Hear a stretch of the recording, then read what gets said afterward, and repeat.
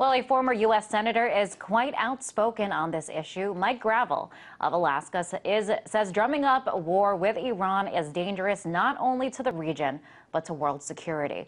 RT's Daniel Bichelle sat down with the former senator. Take a listen. The irresponsibility of Netanyahu and the lies. No, I don't have to. I'm not telling you anything new. Sarkozy says he's a liar. So in my humble status as a private citizen, that I tell you that Netanyahu is a liar is nothing new.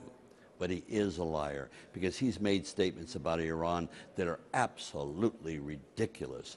And all it is to create the fear for the people within Israel.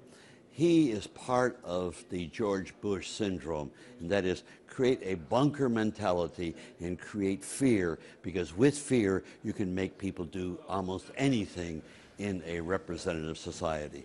And that's what they're doing in Israel. Israel has the finest group of peace advocates right within. Whenever I speak about Israel, I always quote Israeli citizens. I don't quote knowledge that I pick up anywhere else, because they are the best critics. Read Haaretz, and you'll see what they think of the government.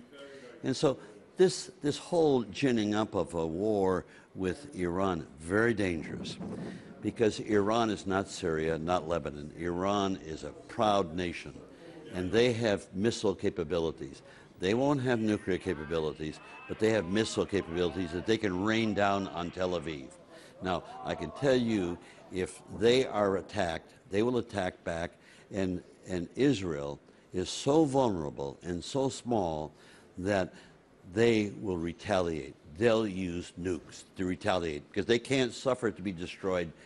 They'll use the end solution. So they nuke Iran. What do you think Pakistan's going to do with its nukes? What do you think China's going to do?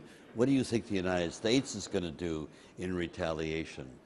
I mean, you could start a third world nuclear war by irresponsibly attacking Iran.